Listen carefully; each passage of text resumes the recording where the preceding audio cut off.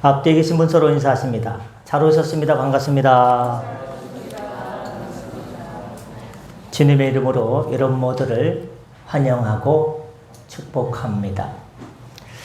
한 주간 동안 많이 무더웠는데 이 무더위를 지내시느라 폭삭 속았소다. 그게 수고 많으셨습니다. 노고 많으셨습니다. 제주도 방언이라고 하지 않습니까? 오늘은 사무엘상 15장 22절부터 23절까지 말씀을 중심으로 비극의 왕, 순종의 실패, 부제를 붙인다면 우리 안에 왕을 향한 갈망이라는 제목으로 말씀의 은혜를 함께 나누고자 합니다. 주님께서 사랑하는 성도 여러분, 오늘 우리는 역사의 한 페이지, 그러나 너무나도 우리와 닮아있는 한 남자의 이야기 속으로 깊이 들어가 보려고 합니다. 그 한 남자의 이름은 사울입니다. 이스라엘의 초대왕, 그의 등장은 화려했고 기대는 하늘을 찔렀습니다. 키는 모든 백성보다 어깨 위만큼 더 컸고요. 외모는 준수했습니다. 마침 혼란스러운 시대가 간절히 원했던 완벽한 영웅의 모습입니다. 우리도 그렇지 않습니까? 우리의 삶에, 우리 공동체에 때로는 흔들리는 우리 자신에게 강력하고 눈에 보이는 왕을 원할 때가 있습니다. 이 불안을 끝내줄 확실한 해결책, 이 막막함을 걷어줄 강력한 리더십을 갈망할 때가 있습니다. 이스라엘 백성들은 우리에게도 다른 나라들처럼 왕을 주어서 우리를 다스리게 하소서라고 외쳤습니다. 그들의 외침은 단순히 정치적 요구가 아니었습니다. 보이지 않는 하나님보다 눈에 보이는 인간 왕의 통치를 더 안정적으로 여겼던 영적 갈망의 발현이었습니다. 하나님께서는 그들의 요구를 들으시고 사무엘 선지자를 통해서 한 사람을 예비하십니다. 바로 기스의 아들 사울이었습니다. 암나기를 찾으러 길을 나섰다가 왕관을 발견하게 된 한 남자. 스스로를 베냐민 지파 중에서도 가장 작은 자라고 칭하며 왕으로 뽑혔을 때에는 부끄러워 행구 사이에 숨었던 겸손한 남자. 그의 시작은 이처럼 미약하고 겸손했으며 그래서 더 희망적이었습니다. 오늘 우리는 이 희망의 아이콘이 어떻게 하다가 절망의 상징이 되었는지 세계의 대지를 따라가며 그의 이야기가 단지 고대의 비극으로 끝나는 것이 아니라 2025년을 살아가는 우리의 신앙에 어떤 울림을 주는지 함께 듣고자 합니다. 이것은 한 사람 사울의 이야기가 아니라 하나님 앞에서 불순종을 하게 될 때 우리 모두가 걸을 수 있는 비극의 길이기도 합니다. 이제 드라마의 막이 오릅니다. 1막입니다. 겸손의 왕관, 그러나 사람을 두려워한 시작. 드라마의 첫 장면은 라마라고 하는 한 성읍입니다. 사무엘 선지자 앞에서 시작됩니다. 잃어버린 암나기를 찾아서 헤매던 청년 사울. 그는 자신이 이스라엘의 미래를 짊어진 왕으로 기름 부음 받으리라고는 꿈에도 생각하지 못하고 집 나간 암나기를 찾아 이리저리 헤매고 있습니다. 사무엘이 그의 머리에 기름을 붓고 입을 맞추며 여호와께서 내게 기름을 부으사 그의 기업의 지도자로 삼지 아니하셨느냐라고 선포했을 때 암나기를 찾았던 사울의 마음은 어떠했을까요? 아마 거대한 운명의 무게 앞에 두려움과 경외감이 교차했을 것입니다. 그의 겸손은 진실해 보였습니다. 미스바에 온 이스라엘 백성이 모여서 이제 제비뽑기를 해서 왕을 뽑을 때 마침내 사울의 이름이 불렸습니다. 12지파의 이름 중 한 지파가 불렸고 그 중에서도 선조들의 이름 하면서 나중에는 사울의 이름이 불렸습니다. 그러나 주인공은 보이지 않았습니다.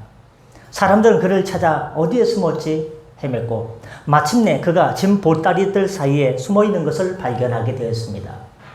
백성들은 그를 끌어냈습니다. 그의 큰 키와 준수한 외모를 보고 왕 만세를 외쳤습니다. 사울의 리더십은 그렇게 자신의 연약함을 아는 겸손함 속에서 시작되는 듯 했습니다. 왕이 된 다음에 첫 시험대가 찾아왔습니다. 암몬 족속 나하스가 길르앗 야베스를 침공해서 너희의 오른쪽 눈을 다 빼어야 너희와 언약하리라는 모욕적인 조건을 내겁니다. 이 끔찍한 소식이 사울에게 전해졌을 때 그는 밭에서 뭘 하고 있었느냐?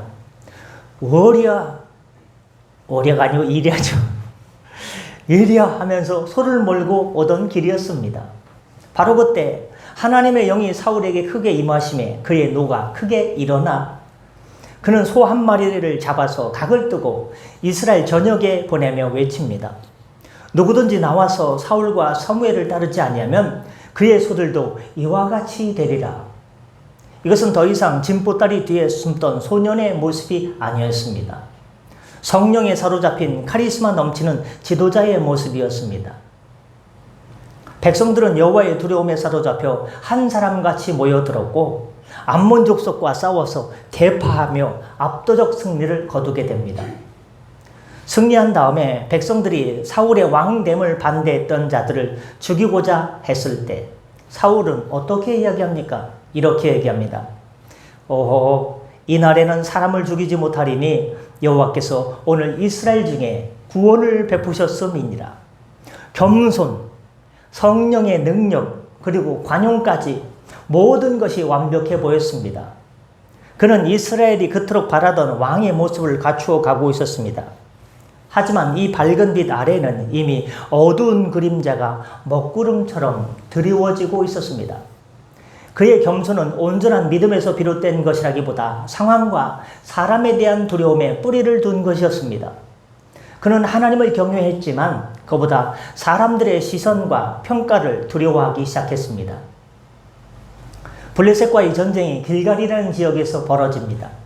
막강한 블레셋 군대가 메뚜기 떼처럼 몰려오자 이스라엘 백성들은 공포에 질려서 굴과 숲을 바위 틈으로 흩어지기 시작했습니다. 사울 곁에 남은 사람들은 사시나무처럼 두려움에 덜덜 떨고 있었습니다. 약속한 7일이 다 지나도록 사무엘 선지자가 오지 않는 것입니다. 눈앞에서는 어떻습니까? 군사들이 흩어지고 있고 귓가에는 적들의 함성이 울려 퍼지고 있습니다. 사무엘의 마음속에서 믿음과 두려움이 격렬하게 싸움을 벌입니다. 사무엘이 와야 제사를 드릴 수 있는데 하지만 이대로 있다가는 모든 군사를 잃을 수도 있겠어. 뭔가 해야 돼. 백성들을 붙잡아야 돼. 그는 결국 스스로 번제와 화목제를 드릴 제물을 가져오라고 명령합니다. 왕이 제사장의 고유 권한을 침범하는 그 순간 하나님의 질서를 자신의 불안감으로 무너뜨리는 순간이었습니다. 바로 그가 제사를 마치자마자 누가 도착합니까? 사무엘 선지자가 도착합니다. 왕이 행하신 것이 무엇이뇨? 사무엘의 날카로운 질문에 사울은 변명하기 시작합니다. 백성은요 내게서 흩어지고 당신은 정한 날에 오지 아니하고 블레셋 사람은 믹마스에 모였음을 내가 보았으므로 부득이 어쩔 수 없이 번제를 드렸나이다. 내가 보았으므로 부득이 하여 그의 말 속에는 하나님에 대한 신뢰보다 눈에 보이는 상황과 어쩔 수 없었다는 자기의 합리화만 가득했습니다. 그는 백성들이 흩어지는 것을 두려워했고 사무엘이 늦는 것을 원망했으며 블레셋 군대를 보고 공포에 질렸습니다. 결국 그의 행동의 중심에는 하나님이 아니라 사람과 상황이었습니다. 이것이 바로 비극의 서막이었습니다. 하나님을 의지하는 대신에 사람을 두려워하기 시작할 때 우리의 신앙은 얼마나 쉽게 무너질 수 있는지를 사울의 첫 번째 실패는 똑똑히 우리에게 보여주고 있습니다. 이막입니다. 불순종의 균열, 버림받은 제사. 첫 번째 실수는 워닝, 경고로 끝났습니다. 하나님께서는 사울에게 두 번째 기회를 주십니다. 어쩌면 더 명확하고 더 분명한 순종의 기회였습니다. 사무엘을 통해 하나님의 직접적인 명령이 하달됩니다. 지금 가서 아말렉을 쳐서 그들의 모든 소유를 하나도 남기지 말고 진멸하되 남녀와 소아와 젖 먹는 아이와 우양과 낙타와 나귀를 죽이라. 이 명령은 현대적인 시각으로 이해하기 어려운 헬렘, 완전한 진멸의 명령이었습니다. 여기에는 아말렉의 뿌리 깊은 죄악에 대한 하나님의 공의로운 심판이라는 신학적 의미가 담겨져 있습니다. 사울에게 중요한 것은 그 이유를 분석하는 것이 아니라 하나님의 말씀을 100% 순종하는 것이었습니다. 토를 달거나 자신의 생각을 섞을 여지가 없는 명백한 명령이었습니다. 사울은 군대를 이끌고 아말렉을 치러 갑니다. 그리고 하나님의 능력으로 승리합니다. 하지만 그는 하나님의 명령을 편집하기 시작합니다. 그는 아말렉 왕 아각을 살려두는 것이에요. 그리고 양과 염소의 가장 좋은 것, 가장 기름진 것, 어린 양 등 감나가 보이는 모든 짐승들을 죽이지 않고 그대로 살려두고 남겨두었습니다. 쓸모없고 가치 없는 것들만 진멸했을 뿐입니다. 왜 그랬을까요? 성경은 그의 동기를 명확히 설명하지는 않지만 우리는 충분히 짐작할 수 있습니다. 위대한 왕 아각을 포로로 끌고 온 것은 자신의 승리를 뽐내고 과시하는 최고의 전리품 중의 전리품이었습니다. 백성들에게 기름지고 좋은 가축들을 나누어 준 것은 인기를 얻고 지지를 확보하는 가장 확실한 방법이었을 것입니다. 그의 마음속에는 하나님의 영광보다 자신의 명예와 백성들의 환호가 더 크게 자리를 잡고 있었습니다. 그는 100%의 순종 대신에 90%의 순종과 10%의 자기 생각을 선택했습니다. 사무엘이 그를 만나러 갔을 때 사울은 의기양양하게 말합니다. 원하건대 당신은 여호와께 복을 받으시옵소서. 내가 여호와의 명령을 행하였나이다. 그는 자신이 순종했다고 진심으로 믿고 있었던 것 같습니다. 많은 경우 우리도 이와 같습니다.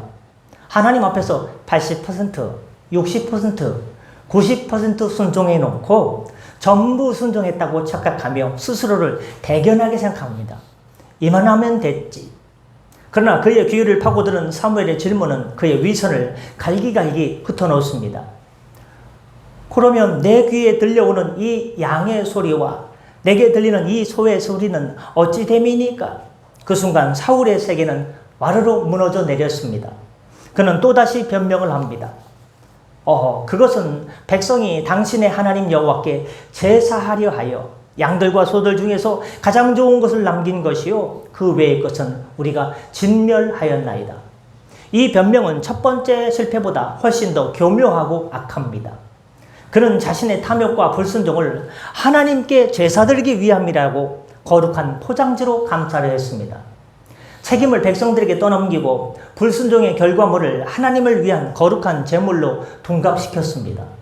바로 이 지점에서 사무엘은 구약 전체를 관통하는 위대한 영적 선언을 외칩니다. 여호와께서 번제와 다른 제사를 그의 목소리를 청종하는 것을 좋아하심같이 좋아하시겠나이까? 그 다음입니다. 순종이 제사보다 낫고 듣는 것이 순양의 기름보다 나으니. 이는 거역하는 것은 점치는 죄와 같고 완고한 것은 사신 우상에게 절하는 죄와 같습니다. 왕이 여호와의 말씀을 버렸으므로 여호와께서도 왕을 버려 왕이 되지 못하게 하셨나이다. 이 말씀은 마치 천둥처럼 사울의 심장을 때렸습니다. 순종이 제사보다 낫다. 하나님께서 원하시는 것은 화려한 예배나 거창한 헌물이 아니라는 것입니다. 하나님께서 진정으로 원하시는 것은 우리의 삶의 모든 순간에서 그분의 말씀에 귀를 기울이고 그 말씀 그대로 살아내는 듣는 마음, 즉 순종이라는 겁니다. 옆에 계신 분께 이렇게 합니다. 순종이라네요. 사울의 불순종은 단순한 실수가 아니었습니다. 그것은 하나님의 주권을 거역하는 거역이었고 자기 뜻을 고집하는 완고함이었습니다. 하나님은 이것을 우상숭배와 똑같은 죄로 여겼습니다. 왜냐하면 하나님의 말씀 대신에 자기 생각, 욕심, 사람들의 평가를 더 높은 자리에 올려놓았기 때문입니다. 그것이 바로 내 안에 세운 우상입니다. 왕이 하나님의 말씀을 버렸으므로 하나님께서도 왕을 버리셨습니다. 이 선언은 사울의 인생에 내려진 최종 판결이었습니다. 그의 왕관은 아직 머리 위에 있지만 그의 왕관의 영적인 권위와 하나님의 임재는 이미 그를 떠나버렸습니다. 그는 이제 껍데기만 남아있는 왕, 하나님께 버림받은 채 자신의 왕국을 지켜야 하는 비국의 주인공이 되었습니다. 이 두 번째 실패는 저와 여러분에게 묻습니다. 우리의 신앙은 화려한 제사입니까? 아니면 삶으로 드리는 순종입니까? 여러분은 하나님 말씀을 100% 신뢰하십니까? 아니면 여러분의 생각으로 말씀을 취사선택하며 편집하고 있습니까? 끝으로 산막입니다. 하나님 없는 왕의 비극적인 최후. 하나님의 영이 떠난 자리는 진공 상태로 남아있지 않습니다. 성경은 여호와의 영이 사울에게서 떠나고 여호와께서 부리시는 악령이 그를 번뇌케 한지라라고 기록하고 있습니다. 한때 성령에 감동되어서 겉옷을 훌렁 벗고 예언까지 했던, 라마에서 예언까지 했던 왕이 이제는 악령에 시달리는 존재가 되고 말았습니다. 그의 내면은 의심과 질투, 분노와 두려움으로 가득 찬 지옥으로 변해져 있었습니다. 이 어둠 속으로 한 줄기 빛처럼 등장한 인물이 바로 지난주 말씀드린 다윗입니다. 수금을 탈 줄 아는 다윗이 그의 번뇌를 잠재우기 위해서 궁으로 들어옵니다. 그러나 다윗이 골리앗을 쓰러뜨리고 백성들의 영웅으로 떠오르자 사울의 마음에 있던 작은 어둠은 걷잡을 수 없는 광기로 폭발합니다. 마치 연상꾼처럼. 여인들이 사울이 죽인 자는 천천히요 다윗은 만만히로다라고 노래할 때 사울은 심히 불쾌하여 그날 이후로 다윗을 주목하기 시작합니다. 그의 남은 인생은 한 가지 목표에 사로잡힙니다. 다윗을 죽여라. 그는 더 이상 블레셋과 싸우지 않았습니다. 이스라엘의 진짜 적은 외면한 채 자신의 불안감과 질투가 만들어낸 허상, 다윗을 쫓는데 모든 국력을 낭비합니다. 수금을 타는 다윗에게 2번이나 창을 던져서 죽이려 했고 딸을 미끼로 그를 전쟁터에서 죽게 하려 하였으며 급기야는 군대를 이끌고 온 땅을 샅샅이 뒤지며 다윗 추격전을 벌입니다. 이 과정에서 그는 돌이킬 수 없는 죄악을 저지릅니다. 다윗을 도왔다는 이유만으로, 먹을 것을 주고 골리앗의 칼을 주었다는 이유만으로 높당의 제사장 85명과 그 성읍의 남녀와 아이들, 가축까지 모두 칼날로 쳐 죽이는 끔찍한 학살을 자행합니다. 한때 아말렉의 짐승 한 마리를 아까워했던 그가 이제는 하나님의 제사장들을 무참히 살해하는 몬스터로, 바로 괴물로 되어버리고 말았습니다. 이것이 바로 하나님을 떠난 인간이 자기 불안을 지키기 위해서 어디까지 잔인해질 수 있는지를 보여주는 섬뜩한 장면입니다. 시간이 흘러 사울의 인생의 마지막 전투가 다가옵니다. 길보아 산에서 다시 블레셋과 마주하게 된 그는 과거 암몬을 물리쳤던 용맹한 왕이 아니었습니다. 그의 마음은 공포로 가득했고 그는 하나님께 여쭈었으나 꿈으로도 우림으로도 선지자로도 하나님은 어떠한 대답도 하지 않으셨습니다. 하나님께 버림받은 자의 철저한 고독이었습니다. 절망의 끝에서 그가 찾아간 곳은 놀랍게도 엔돌이라는 지역의 신접한 여인, 즉 무당을 찾아갔습니다. 하나님의 말씀을 버렸던 그가 이제는 하나님께서 가장 가증스럽게 여기시는 방법으로라도 신의 뜻을 듣고자 발버둥 칩니다. 이 장면은 그의 영적 파산을 가장 극명하게 보여주는 장면입니다. 그는 죽은 사무엘의 영을 불러내어 달라고 애원하고 마침내 나타난 사무엘의 영은 그의 패망과 죽음을 재확인시켜 줄 뿐이었습니다. 다음 날 길보아 산 전투에서 이스라엘은 대패합니다. 그의 사랑하는 아들 요나단과 다른 아들들이 모두 전사합니다. 치명상을 입은 사울은 적군의 손에 죽는 치욕을 면하기 위해 스스로 칼에 엎드려 목숨을 끊습니다. 이스라엘의 초대 왕, 모든 이의 기대를 한 몸에 받았던 거인 사울은 그렇게 비참하고 고독한 최후를 맞이합니다. 그의 왕관은 먼지 속에 뒹굴었고 그의 시신은 벳산 성벽에 못 박히는 수모를 당하게 됩니다. 이것이 사울 이야기의 결말입니다. 겸손으로 시작했으나 교만으로 끝났고 성령으로 시작했으나 악령에 사로잡혀 끝났으며 순종의 기회를 가졌으나 불순종으로 일관하다가 비극으로 끝난 한 남자의 일생. 그의 마지막은 오늘 우리에게 묻습니다. 여러분의 삶의 마지막은 어떤 모습이길 원합니까? 하나님 없는 성공과 명예를 쫓다가 모든 것을 잃어버리는 삶입니까? 아니면 세상이 알아주지 않더라도 끝까지 하나님과 동행하며 믿음은 지키는 삶입니까? 결론, 순종의 길, 생명의 길. 주님께서 사랑하는 성도 여러분, 우리는 오늘 사울이라는 한 남자의 장대한 비극을 함께 여행했습니다. 그의 이야기는 단지 오래된 옛날 이야기가 아닙니다. 그것은 오늘 살아가는 우리 모두를 비추는 거울입니다. 사울의 비극은 어디서 시작됐습니까? 거창한 제약이 아니었습니다. 그것은 하나님보다 사람을 더 두려워하는 마음, 100% 순종하는 대신에 90%의 순종을 선택했던 타협, 하나님 말씀보다 자신의 생각을 앞세웠던 교만에서 시작되었습니다. 하나님 말씀보다 자신의 생각을 앞세웠던 교만, 작은 불순종의 균열이 댐을 무너뜨리듯이 그의 인생 전체를 집어삼켰습니다. 우리 안에도 사울이 있습니다. 각자의 마음엔 사울이 있습니다. 사람들의 인정과 평가에 목말라하며 하나님의 뜻을 저버리려는 사울, 내 생각과 경험을 하나님의 말씀보다 더 신뢰하려는 사울, 성공과 안정을 위해 적당히 타협하며 이것이 지혜라고 스스로를 속이는 사울, 내 안의 다윗, 즉 나보다 앞서가는 듯한 사람을 향해 질투와 시기의 창을 던지려는 사울이 있습니다. 사울의 이야기는 우리를 향한 엄중한 경고입니다. 순종을 버린 길의 끝에는 하나님 없는 고독과 파멸만이 기다리고 있습니다. 그러나 동시에 이 이야기는 우리를 향한 간절한 초청이기도 합니다. 사울과 다른 길을 선택하라는 초청입니다. 그 길은 바로 예수께서 보여주셨습니다. 그분은 하나님의 아들이셨지만 자신의 뜻을 내세우지 않고 나의 원대로 마옵시고 아버지의 원대로 하옵소서라고 하며 십자가에서 죽기까지 순종해 주셨습니다. 사울이 불순종으로 왕위를 잃었다면 예수님은 순종으로 만왕의 왕이 되어 주셨습니다. 사울이 불순종으로 죽음을 가져왔다면 예수님은 십자가에서 순종함으로 온 인류에게 영생, 이터널 라이프, 영원한 생명을 주셨습니다.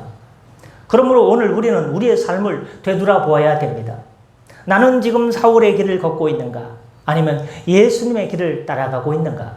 나의 삶은 제사만 요란한 삶인가? 아니면 작은 일에도 귀 기울여 듣고 따르는 순종의 삶인가? 부디 사울의 비극을 가슴에 새기시고 우리의 시선을 다시 십자가의 예수님께로 돌리시길 바랍니다. 그리고 이렇게 기도하십시오. 주님, 제 안에 사울을 죽여주시고 제 안에 예수 그리스도께서 살게 하여 주옵소서. 사람을 두려워하지 않고 하나님만 경외하게 하옵시고 나의 생각과 나의 뜻과 계획을 내려놓고 주님의 말씀에 온전히 순종하는 삶을 살게 하여 주옵소서라고 말입니다. 그리하여 마침내 우리의 삶이 비극의 서사시가 아니라 순종으로 써내려가는 승리의 간증이 되시기를 우리 주 예수 그리스도의 이름으로 간절히 축원드립니다. 기도하겠습니다. 사랑의 주님, 사울의 비극적인 삶을 거울 삼아 우리 자신을 되돌아보았습니다. 하나님보다 사람을 더 두려워하고 순종보다 나의 생각을 앞세웠던 교만과 불순종의 죄를 이 시간 회개합니다. 우리 안에 있는 사울의 완고함을 꺾어주시고 시기와 질투의 악한 마음을 제하여 주옵소서. 이제 우리의 삶이 요란한 제사가 아니라 삶의 모든 순간에서 주님의 말씀에 귀 기울이는 진정한 순종의 예배가 되게 하여 주옵소서. 우리를 순종의 길로 인도하시는 예수 그리스도의 이름으로 간절히 기도드렸사옵나이다. 아멘. 주신 말씀 생각하면서 찬송가 369장 부르시면서 준비하신 염을 하나님께 드렸습니다. 찬송 369장입니다. 순서지 뒤에 있습니다.